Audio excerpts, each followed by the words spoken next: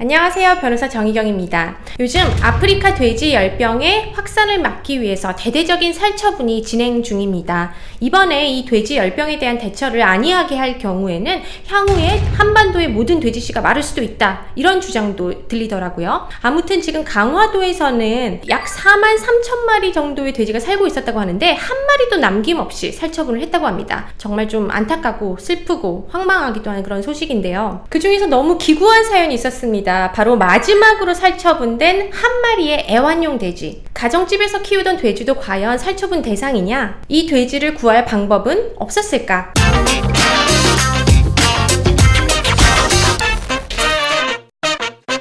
이 돼지 살처분에만 해당되는 얘기는 아닙니다. 우리가 행정청으로부터 어떤 소중한 것을 빼앗기는 명령을 받았을 때 어떻게 대처할 수 있느냐? 방법이 있습니다. 끝까지 들어주세요.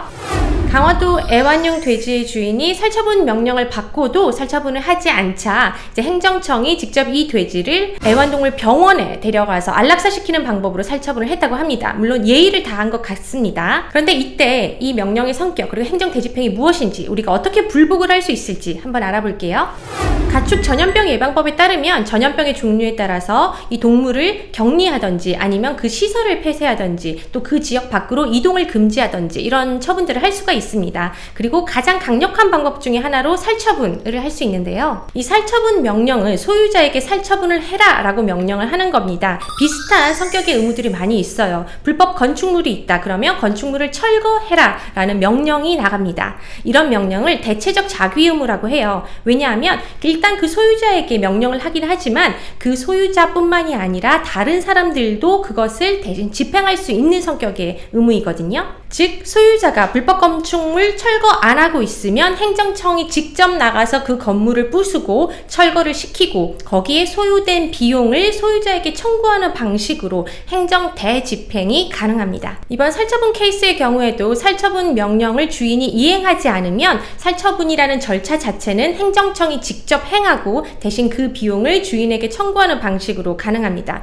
물론 이 가축 전염병 예방법 같은 경우에는 실제 이 살처분하는 절차에서 소요되는 비용은 행정청이 부담하거나 또는 지원하는 그런 특별 케이스가 있기도 합니다. 아무튼 이런 살처분 명령 또는 이런 명령에 대한 행정 대집행, 이런 것들을 멈추기 위해서는 우리가 어떻게 해야 될까? 먼저 이 살처분 명령과 행정 대집행을 상대로 행정소송, 취소소송을 제기하셔야 됩니다. 그리고 더 중요한 것은 이 취소소송을 제기함과 동시에 또는 그 전에 집행정지 신청을 먼저 하셔야 합니다. 이 집행정지가 뭐냐? 우리가 어떤 처분에 대해서 불복하기 위해서 행정소송을 제기했어요. 그래서 내가 이겼습니다. 하지만 소송을 하는 데는 몇 개월 또는 몇 년의 시간이 걸립니다. 그 동안에 집행이 그냥 쭉 진행이 된다면 돼지는 이미 살처분이 되었고 건물은 이미 철거되었고 또는 내가 어떤 영업 정지를 받았던 것이라면 그 정지 기간 동안에 쭉 기간 다 도과돼서 이미 내 사업을 못하게 되는 결과가 나와버렸을 수도 있습니다. 그렇다면 그 손해에 대해서 나중에 손해배상을 받는 방법은 변론으로 하고 일단 철거된 건물, 이미 살처분된 돼지 이런 것들을 되돌릴 수가 없잖아요. 그래서 소송이 끝날 때까지만이라도 이 살처분 또는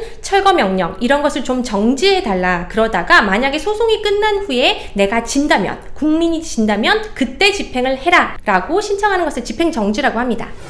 네, 이번에 예방적 살처분의 반경이 굉장히 늘었습니다. 그렇지만 이 돼지 열병의 확산을 막기 위한 그런 공익적인 필요성이 워낙 크기 때문에 다른 일반 농장의 돼지들은 행정소송을 가져갈 실익이 별로 없을 거예요. 하지만 이 애완용 돼지의 경우에는 사안이 워낙 특수해서 다퉈볼 만한 여지가 좀 있을 것 같습니다. 그 정확한 사실관계는 모르지만 일단 만약에 행정소송을 제기하고 집행정지를 신청할 경우에 적어도 몇 개월 정도는 돼지를 더 살릴 수 있지 않았을까라는 생각이 들거든요. 예를 들어서 이 돼지는 가정집 밖으로 나간 적이 없다. 다른 돼지와 접촉할 수도 없고 다른 돼지와의 어떤 배설물이나 이런 것이 접촉할 수 있는 경로로 이동한 적도 없다. 그리고 소송이 끝날 때까지도 철저하게 집 안에서만 키우고 다른 지역으로 이동하지도 않을 것이다. 이런 주장을 해서 집행정지를 받아놓고 그 기간 동안에 이제 돼지에 대한 열병 정밀 검사를 실시해서 음성 판정을 받아놓는다면 본안 소송에서도 예방적 살처분 대상이 아니다라는 주장까지도 어느 정도 가능할 것으로 보입니다. 말씀입니다. 이렇게 물론 주장을 했음에도 불구하고